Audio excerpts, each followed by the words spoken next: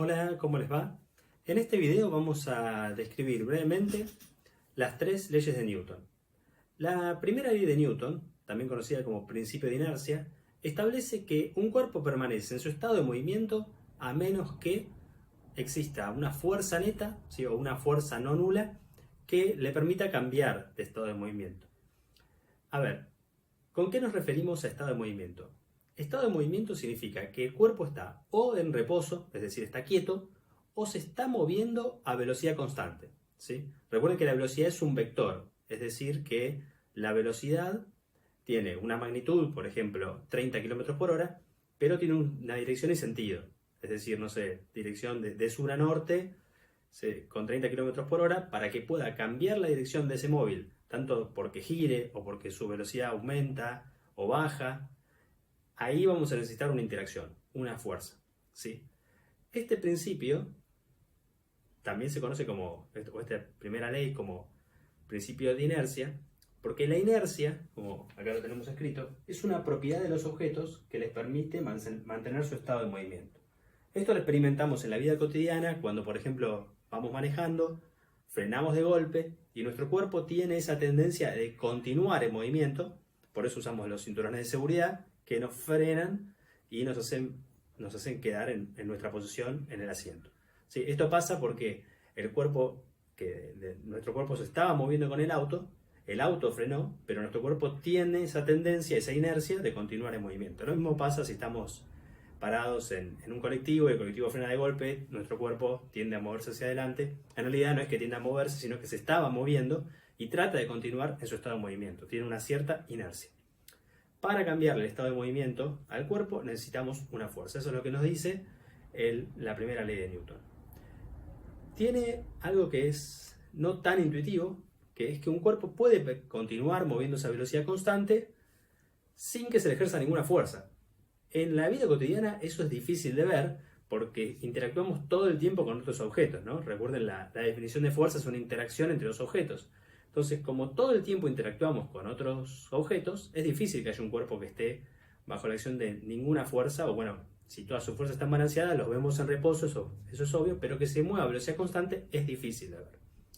Algunos ejemplos pueden ser, o que estén cercanos, es cuando un objeto se está deslizando, por ejemplo, sobre una superficie de hielo, o por ejemplo el juego es el tejo, ¿no? Que es una superficie donde dos oponentes tienen una pieza plástica donde golpean el tejo y el tejo va rebotando sobre una mesa que sobre esa superficie se dispara aire, ¿sí? Mecánicamente se dispara aire para reducir la fricción, entonces el tejo se va moviendo. Lo mismo pasa en una superficie de hielo donde podemos tener cuerpos que, dado que bajó mucho la fricción, se deslizan a velocidad constante por bastante tiempo y que para frenarlos necesitamos una fuerza.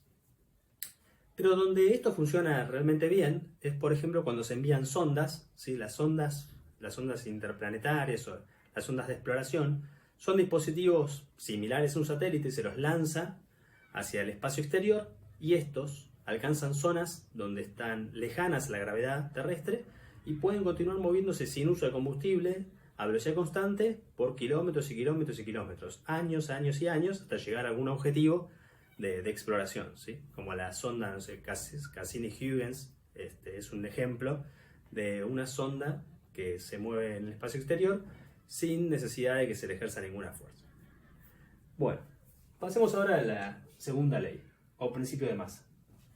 Newton estableció que para tener una aceleración sobre un cuerpo vamos a necesitar fuerzas. Entonces lo que concluyó es que la suma de fuerzas que se le ejerzan a un cuerpo va a ser proporcional a la masa que tenga el cuerpo multiplicada por la aceleración. ¿Sí? Es decir, si la suma de fuerzas es mayor, la aceleración va a ser mayor. Recuerden que la masa, la cantidad de materia de un objeto, está fijo, bueno, a menos que ese objeto esté perdiendo masa o ganando masa, pero si consideramos problemas donde la masa está fija, vamos a ver que la sumatoria de fuerzas tiene que ser igual a masa por aceleración. De esta manera vamos a tener una forma de calcular aceleraciones, fuerzas, y el cociente también podemos pensar en que la sumatoria de fuerzas dividida por la aceleración es la masa. Por eso se le llama principio de masa.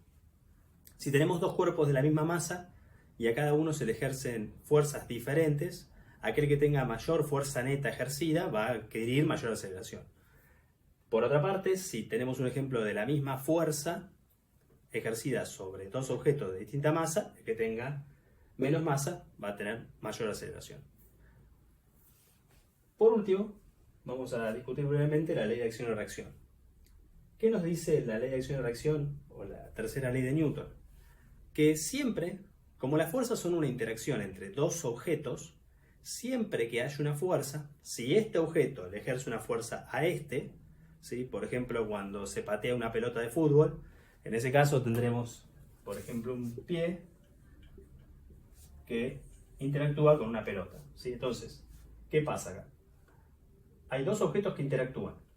Sobre la pelota aparece una fuerza debido a la interacción con el pie, pero sobre el pie aparecerá una fuerza de la misma magnitud, en la misma dirección, es decir, en la misma recta en el espacio, pero de sentido contrario. Eso es lo que dice la tercera ley o el principio de acción y reacción. Nos dice que siempre que haya una acción sobre un objeto va a haber una reacción sobre el otro objeto de igual módulo, es decir, por ejemplo, si estos son 10 newton, estos también van a ser 10 newton, pero en el sentido contrario. Matemáticamente, si acá ponemos un eje y tomamos la convención de que las fuerzas hacia la derecha son positivas, esta fuerza será negativa. Recuerden que estas dos fuerzas, acción y reacción, en realidad aquí le llamamos acción o reacción, es lo mismo, si esta es la acción, esta es la reacción, o podemos decir que esta es la acción y la reacción, son del mismo módulo, o sea, la misma magnitud, pero sentido contrario, ¿sí?